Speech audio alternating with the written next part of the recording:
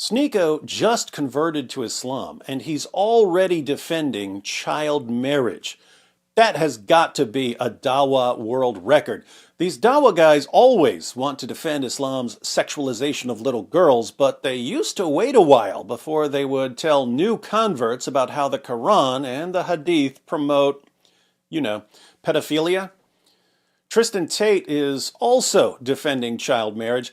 I don't know if Tristan has officially converted, but he now refers to Muhammad as a prophet, and he's defending Muhammad's marriage to a child. So whether he's a Muslim or just trying to impress his brother, he's defending child marriage because of Muhammad. Again, the Dawa guys used to put this off for a while. They'd let a new convert get settled into the religion for a bit before dropping the child marriage bomb on him. Now it's apparently one of the first things a new convert learns. The Dawa guys are leading out with this. Thanks for meeting with me, Sheikh. I'm a new revert. I reverted to Islam because I don't like pictures, and plus I've got a man crush on Andrew Tate. Tell me, what are the most important things I need to do now that I'm a Muslim so I can be a real top G? 2 things are most important. First, pray 5 times per day. Second, molest a little kid. I don't know, Sheikh. I'm kind of busy. I don't think I can pray 5 times a day.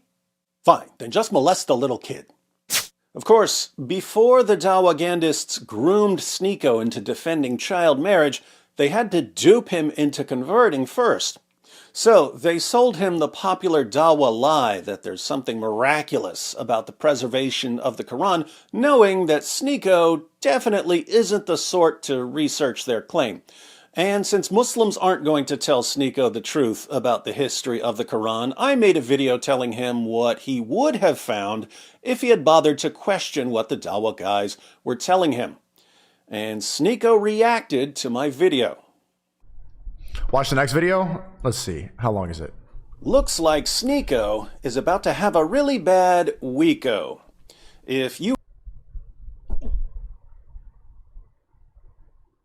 Then he played my epic intro again and rage quit. Looks like Sneako is about to have a really bad weeko.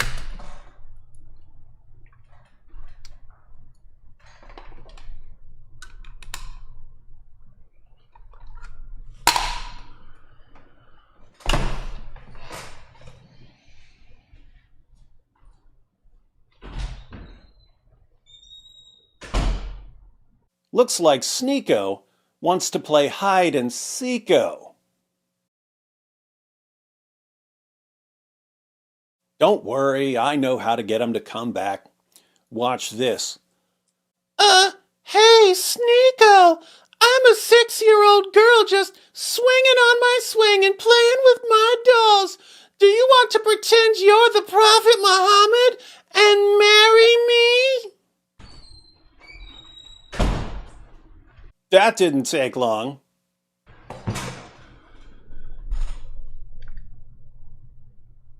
Oh, staring game?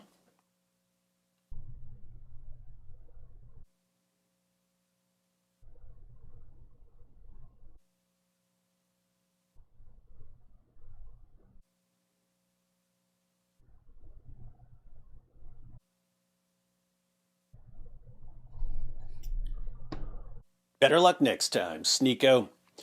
The rest of you might not believe this, but there was a time when Sneako thought that grown men grooming children was wrong.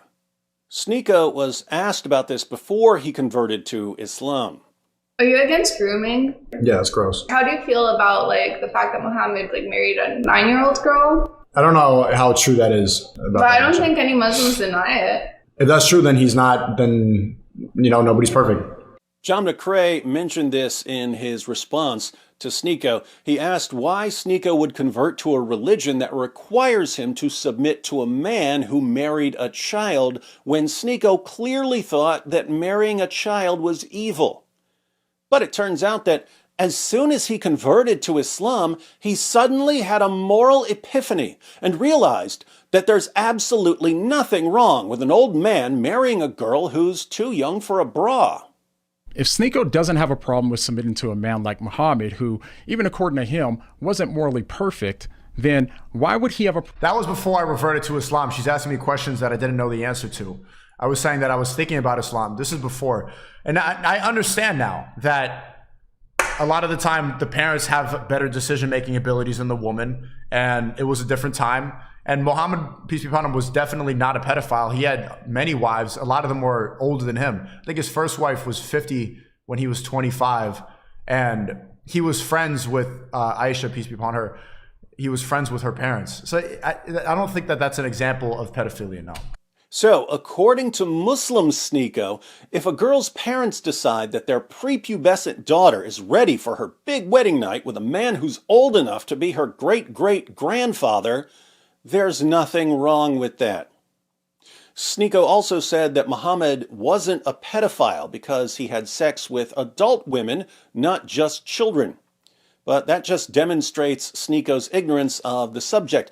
If a grown man is sexually attracted to a prepubescent girl, he's a pedophile, even if he's also sexually attracted to grown women.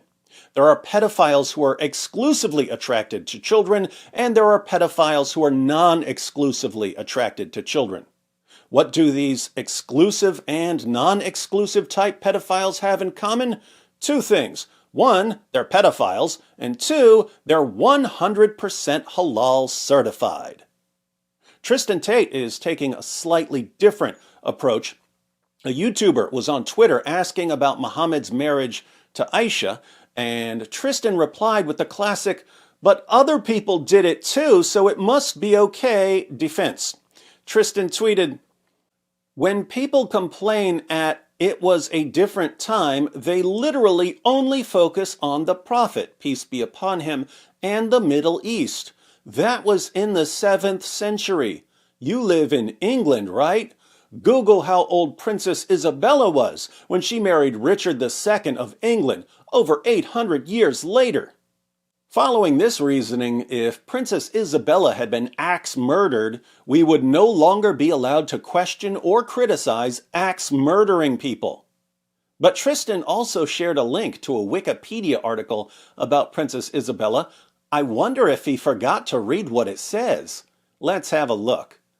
Although their union was an arranged political marriage, and in spite of the age difference, Isabella and Richard developed a mutually respectful relationship.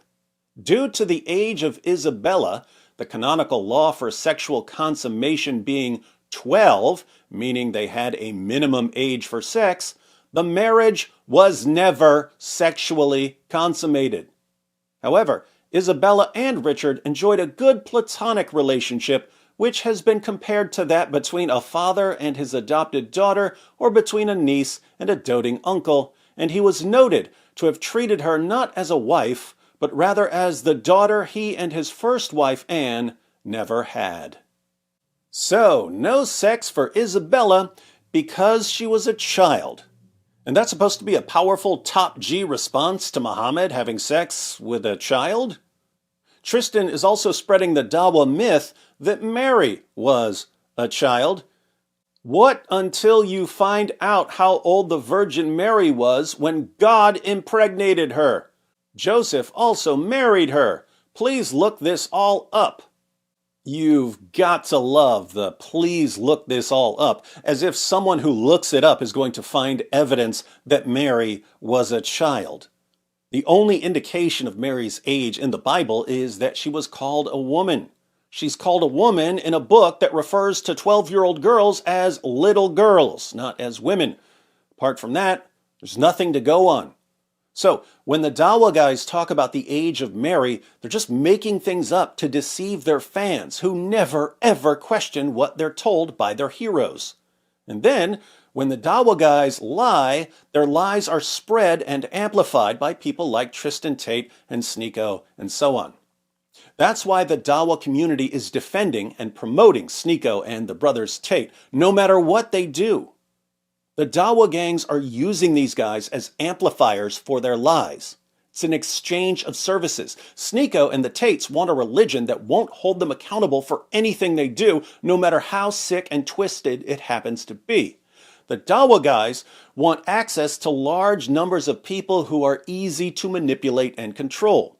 Put those two agendas together, and we get the unholy alliance between, on the one hand, popular online degenerate influencers and webcam pimps, and on the other hand, the lying Dawagandists who defend them in exchange for access to their gullible fans. It's a brave new world, my friends. The previous alliance between Islam and the far left, two ideologies that are united by their goal of sexualizing children, is already breaking down, mainly because they want to sexualize children in different ways.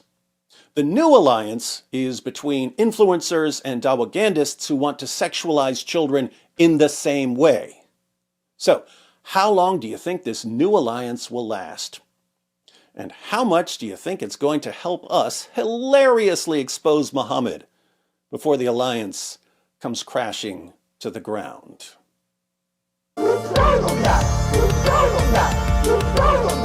It just backfired on me.